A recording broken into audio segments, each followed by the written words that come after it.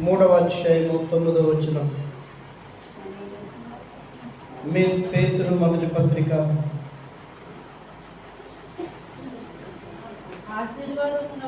8 నుంచి కూడా చదువుదాం. 8 కూడా చదువుదాం. 8 తుదకు మీరందరూ ఏక మనస్కులై ఒకరి సుఖ దుఃఖముల యందు ఒకరు పాలుపడి సహోదర ప్రేమ గలవారును కరుణాచిత్తులను వినయ మనస్కులయుండుడి. ఆశీర్వాదములకు వారసులగుటకు మీరు పిలువబడితిరి గనుక కీడుకు ప్రతి కీడైనను దోషణకు ప్రతి దోషణైనను చేయక దీవించుడి. జీవమును ప్రేమించుడి. మంచి దినమును చూడగోరువాడు చెడ్డదానిని పలకకుండా తన నాలుకను కపటపు మాటలు చెప్పకుండా తన పెదవులను కాచుకొనవలెను. దేవునికి స్తోత్రం. హల్లెలూయా.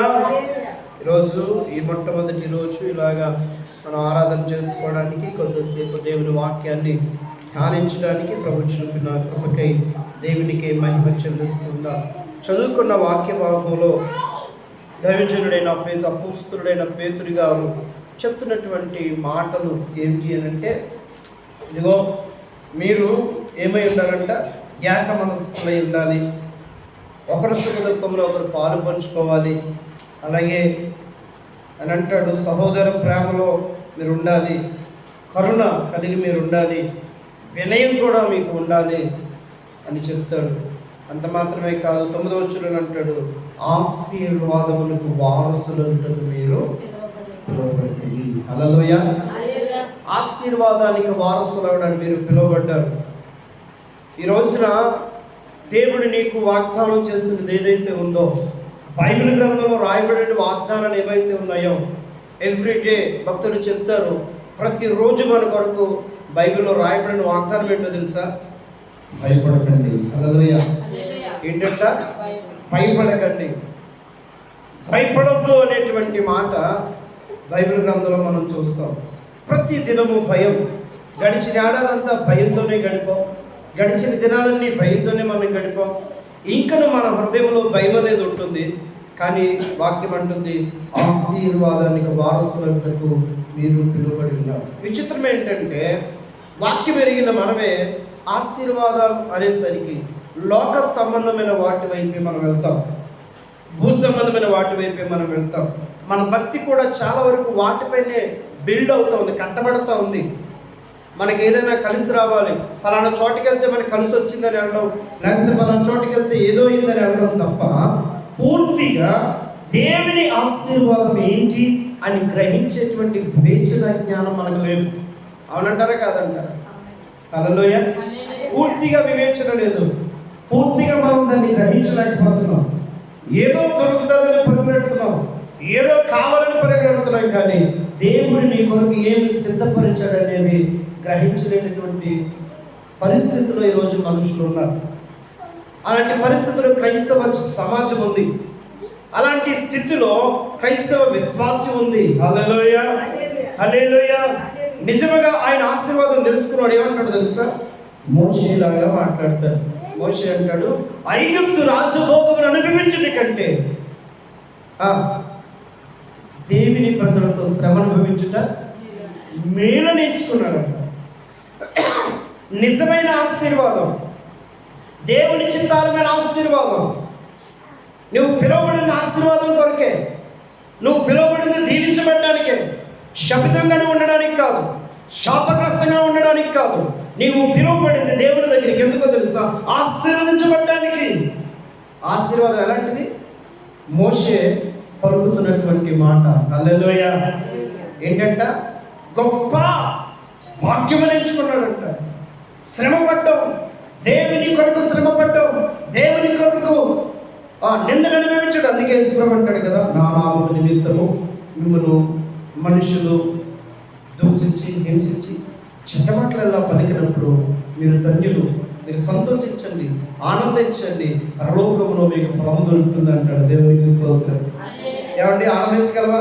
నిన్ను మొక్క మీద తిడుతున్నాడు, ఆనందించగలవా? చోటు నిన్ను అనకూడని మాట్లాడినాడు, ఆనందించగలవా? ఎవరు ఆనందించలేదు.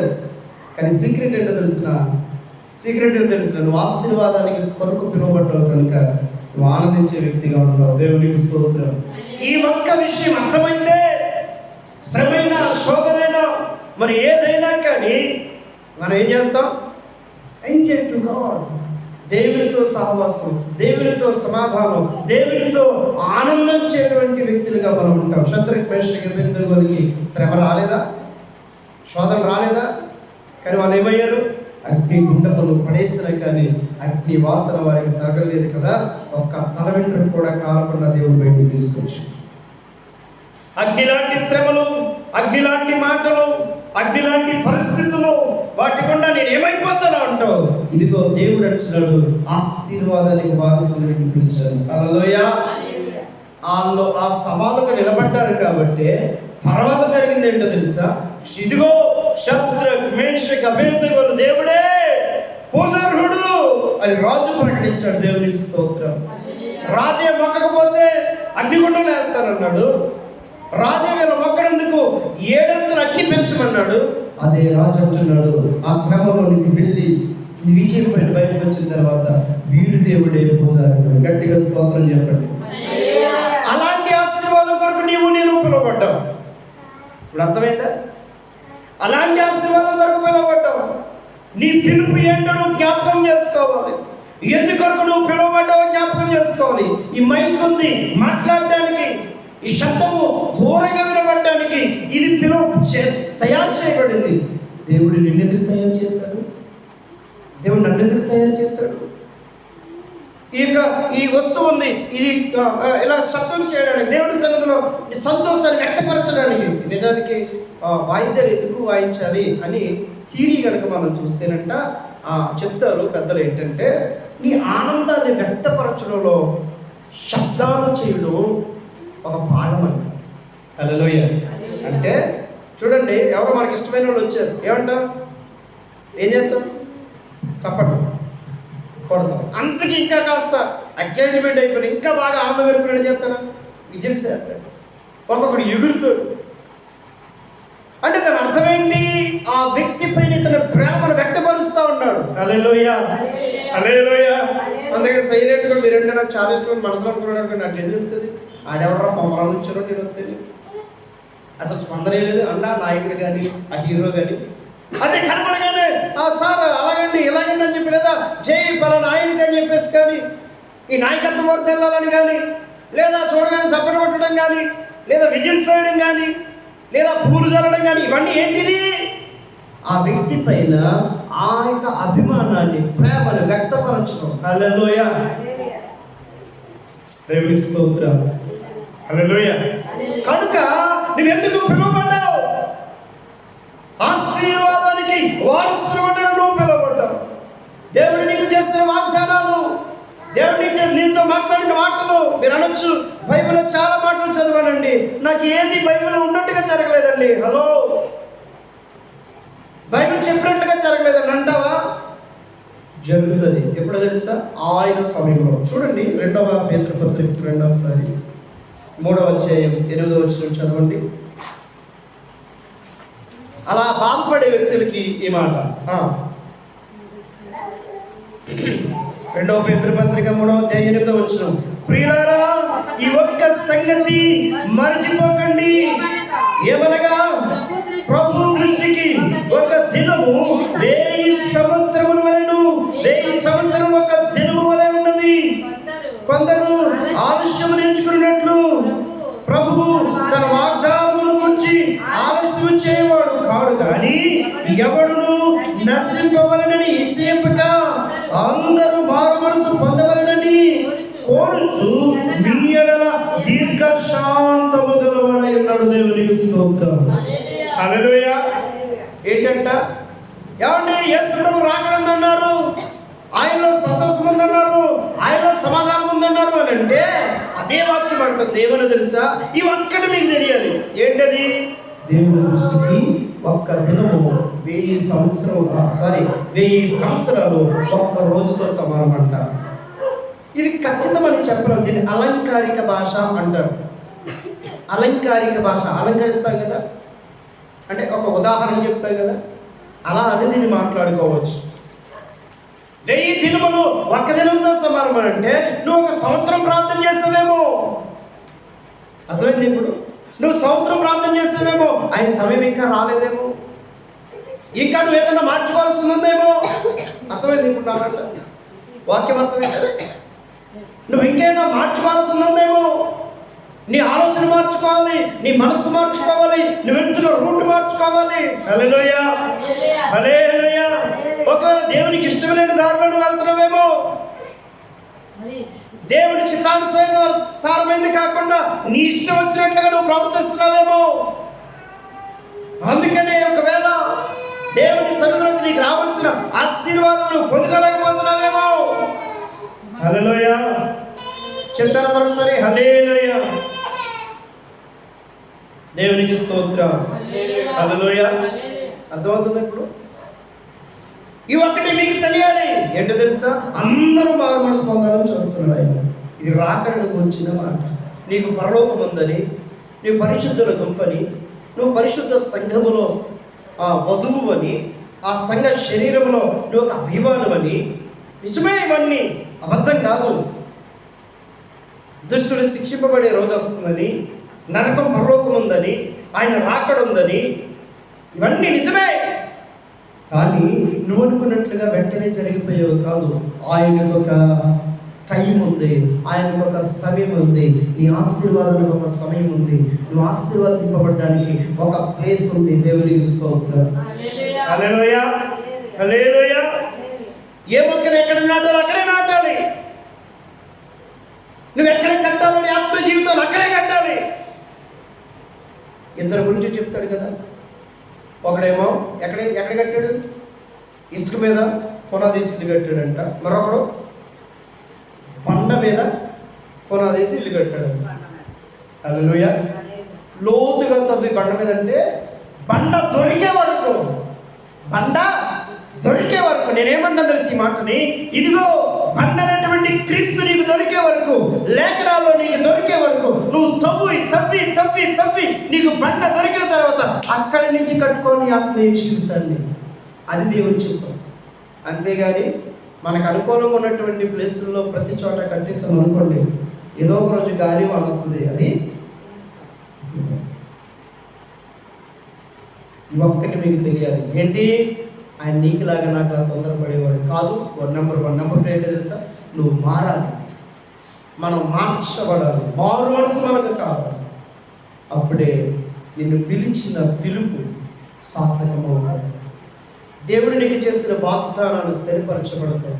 అబ్రహాముతో దేవుడు వాగ్దానం చేస్తాడు, అబ్రహామా, ఇదిగో నీకు కుమారునిస్తాను, నీ సంతానం ద్వారా భూలోకపు జనము ఆశీర్వదింపబడతారు అని వాగ్దానం చేశాడు. హల్లెలూయా. అబ్రహాం ఆశీర్వాదం 2 రకాలుగా మనకు కనబడతారు. మొదటిది శారీరకమైన ఆశీర్వాదం, రెండవది ఆత్మ సంబంధమైన ఆశీర్వాదం. ఏంటి శరీర సంబంధమైనది? అబ్రహాము సంతానమే ఈరోజు యూదా ఇశ్రాయేలుగా పిలువబడుతున్నటువంటి వారు శారీరకంగా వృద్ధి చెందారా లేదా? ఆశీర్వాదకరంగా ఉన్నారా లేదా? ఉన్నారు. రెండవది ఆత్మీయమైన సంగతి ఏంటో తెలుసా? యేసు క్రీస్తు ప్రభు మన రక్షకుడైన యేసయ్య అబ్రహాము సంతానం నుండి వచ్చాడు. భూలోక ప్రతి జాతికి ఆయనే రక్షణాధారం, ఆయనే ఆశీర్వాదం, ఆయనే నిత్య జీవం. గట్టిగా స్తోత్రం చెప్పండి. వాగ్దానం నెరవేరిందా లేదా? నెరవేరింది. అబ్రహాం అందుకే పిలువబడ్డాడు. నీవెందుకు పిలువబడ్డావు? ఒకరు పిలువబడ్డా సరే ఏమీ జరగట్లేదంటావా? ఆగాగా 2 కారణాలు. 1, ఆయనకి సమయం ఉంది. 2, నువ్వు మార్చుకోవాల్సి ఉంది. దేవునికి స్తోత్రం. మార్చుకోవాలి, కొన్ని మార్పు చెందాలి, వాక్యానికి తగినట్టుగా మనం కట్టుకోవాలి. అంతేగాని మనం ఇష్టానుసారంగా చేస్తే ఆయన అక్కడికి రాడు. దేవునికి స్తోత్రం. హల్లెలూయా.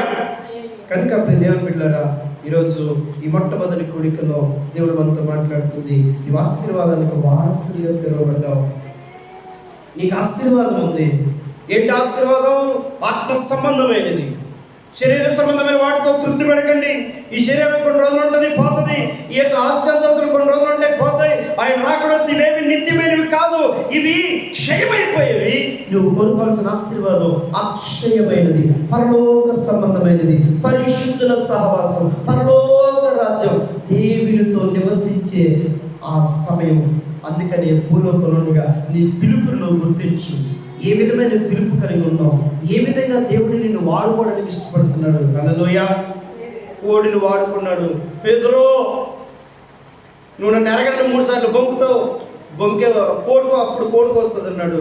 కోడిని వాడుకున్న సమయానికి కోడి కోయడం జరిగింది. పేతురు, ఇంక ఈ ఊళ్ళో పనుగట్టాలంట మనం, కాబట్టి నువ్వు వెళ్ళి జ్ఞానమే చేపంతి, దాని నోట్లో డబ్బులు వస్తాయి, నీకు నాకు పనిగట్టే. చేపలు వాడుకున్నాడు దేవుడు. హల్లెలూయా. బిలాము వెళ్ళిపోతా ఉంటే గాడిదకి నోరిచ్చి మాట్లాడింపజేశాడు. గాడిదను వాడుకున్నాడు దేవుడు. హల్లెలూయా. నిన్ను నన్ను ఎందుకు వాడుకోడు? ఏదో ఒక విధంగా దేవుడు వాడుకుంటాడు. దేని కొరకు నువ్వు పిలువబడ్డావు? ఎందుకొరకు నువ్వు పిలువబడ్డావు? ఈ నూతన సంవత్సరంలో ఆ యొక్క పిలుపును గుర్తిస్తావా? గుర్తించి, ఒకవేళ నేను పిలువబడ్డానండి, ఒకవేళ నేను చాలా సంవత్సరాలు దేవుని సన్నిధిలో ఉన్నానండి, చాలా సంవత్సరాల నుంచి ప్రార్థన చేస్తున్నాను అంటావా? ఆగాదు. నీకులాగా తొందరపడేవాడు కాదైనా ఆయనకు ఒక సమయం ఉంది, కనిపెట్టు. రెండవది ఏంటంటే, ఒకవేళ నువ్వేనా మార్చుకోవాల్సింది ఉందేమో, ఖచ్చితంగా మార్పు చెందు. దేవునికి స్తోత్రం. హల్లెలూయా. మారు మనసు పొందు, పరిస్థితులు మార్చు. ఏది మార్చాలో దాన్ని మార్చేయి. లేకపోతే నువ్వు ఆ ఆశీర్వాదాన్ని గుర్తించలేవు, గుర్తించిన దాన్ని పొందుకోలేవు. ఈ మాటలు దేవుడు దీవించుగాక. ఆమేన్. ప్రార్థన చేసుకుందాం. నూతన సంవత్సరంలో దేవుడు నీకు ఇచ్చినటువంటి గొప్ప మాటని, ఆశీర్వాదానికి వారసులుగా నువ్వు పిలువబడ్డావు. దాన్ని జ్ఞాపకం చేసుకుంటావు. ఒక నిమిషం ప్రార్థన చేస్తాను. అందరి కోసం ఒక చిన్న ప్రార్థన చేస్తాను. పరిశుద్ధుడైన తండ్రి, దేవా, మీ నామానికి స్తుతులు దేవా. ఆశీర్వాదానికి వారసులను మమ్మల్ని పిలిచిన దేవా, నమ్మదగిన దేవా, మీకు స్తోత్రాలయ్యా. ఒక నీ పిలుపును మేము గుర్తించలేకపోతున్నాం, నీ ఆశీర్వాదం మేము పొందుకోలేకపోతున్నాం అని అంటే ఇంకా సమయం ఉందేమో, లేకపోతే నేను ఉండాల్సినటువంటి మార్గంలో లేనేమో. దేవా, మాకు గ్రహింపు దయచేయండి, మాకు జ్ఞాన హృదయం దయచేయండి, మా మనోనేత్రాలు తెరవండి ప్రభువా. ఈ మాటలు వించిన ప్రతి బిడ్డ యొక్క మనోనేత్రాలు తెరవండి తండ్రి. సహాయం చేసి కృపను అందించమని, కనికరించి కృప చూపించమని, మహిమయు ఘనతయు ప్రభావములు మీకే ఆరోపిస్తూ ఈ నూతన సంవత్సరంలో తండ్రి నీ చిత్తం మేము అందరిలో జరిగించి, నీ మాటలు వింటున్న బిడ్డల యొక్క జీవితంలో నీ పిలుపు, నీ చిత్తము, నీ ఉద్దేశము నెరవేరుగాక. ఎవరి పిలుపులో వారు ప్రవేశించుదురుగాక, ఆశీర్వదింపబడుదురుగాక, నీ చిత్తానుసారమైన దీవెనతో నింపబడుదురుగాక, కృప కలుగునుగాక. యేసు నామములో ప్రార్థిస్తున్నాము తండ్రి. ఆమేన్.